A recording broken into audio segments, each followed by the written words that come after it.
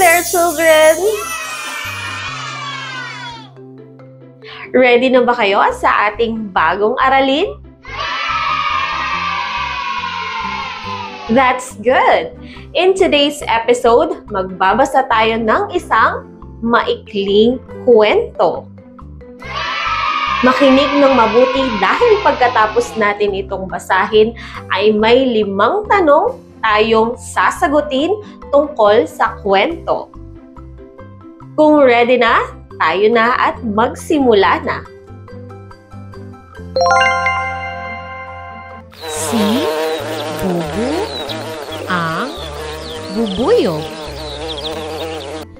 Si Bubu ay isang bubuyog. Mahilig siyang lumipad. Pumupunta siya sa mga bulaklak. Masaya si Bubu kapag may pulot. Isang araw, umulan. Hindi makalipad si Bubu. Nalungkot siya. Sabi ni nanay, gumawa tayo ng saranggola. Gumawa sila ng makulay na saranggola. Tumigil ang ulan. Lumipad si Bubu at pinalipad ang saranggola. Masaya ulit si Bubu. Ngayon naman ay basahin natin ng may konting bilis. Si Bubu ang bubuyog. Si Bubu ay isang bubuyog. Mahilig siyang lumipad.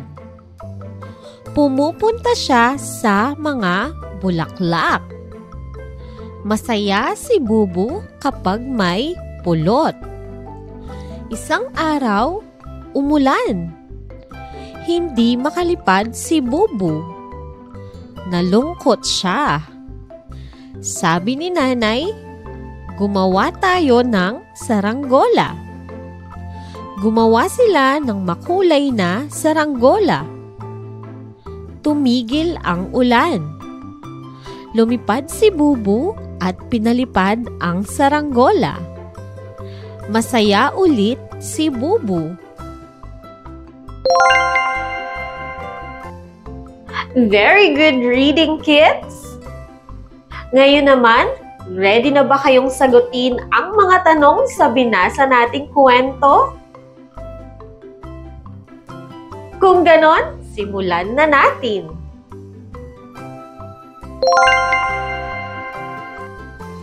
Para sa unang tanong, ano ang pangalan ng bubuyog?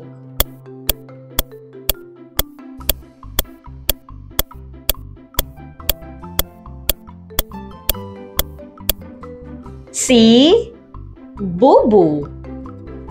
Ang pangalan ng bubuyog ay Bubu. Very good, children!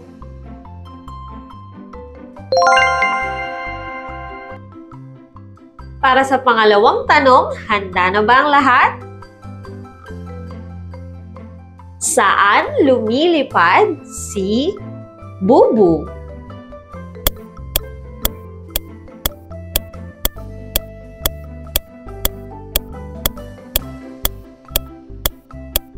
Ang tamang sagot ay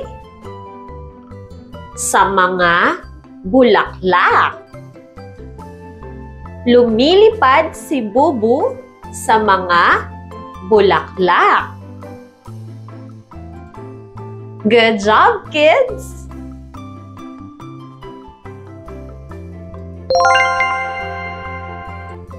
Susunod na tanong, ano ang nangyari kaya hindi na siya nakalipad?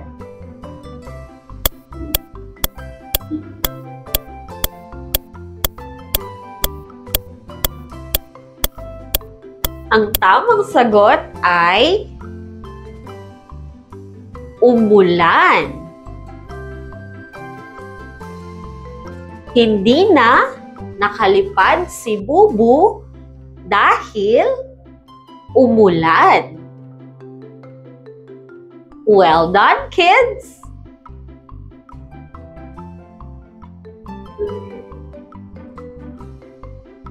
Susunod na tanong, ano ang ginawa nila ni nanay?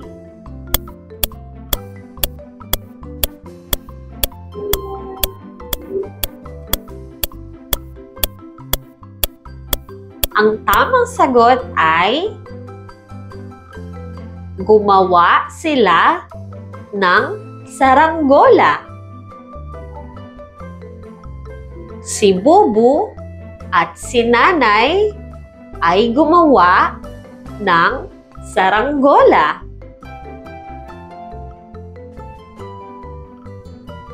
Very good, kids!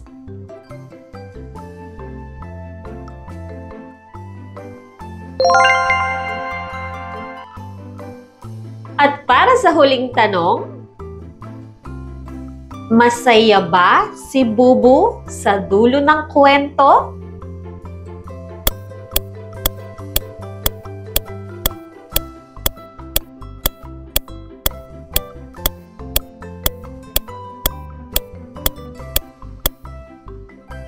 Ang tamang sagot ay opo.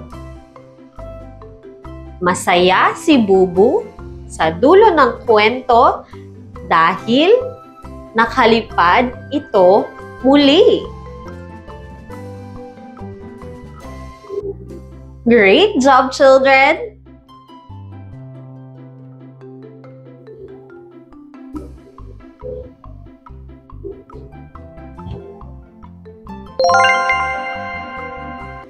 Si Bubu ang bubuyog. Si Bubu ay isang bubuyog. Mahilig siyang lumipad. Pumupunta siya sa mga bulaklak. Masaya si Bubu kapag may pulot. Isang araw, umulan. Hindi makalipad si Bubu. Nalungkot siya. Sabi ni Nanay, gumawa tayo ng saranggola. Gumawa sila ng makulay na saranggola. Tumigil ang ulan. Lumipad si Bubu at pinalipad ang saranggola. Masaya ulit si Bubu. You did a great job, kids! Maraming salamat sa inyong panunood. Huwag kalimutang mag-aral, maging mabait, at tumulong sa bahay. At huwag nyo rin kalimutang i-like, share, at subscribe sa ating YouTube channel at mag-follow sa ating Facebook page, Teacher Marge Online Teaching. Hanggang sa susunod nating pag-aaral, I'll see you in our next class.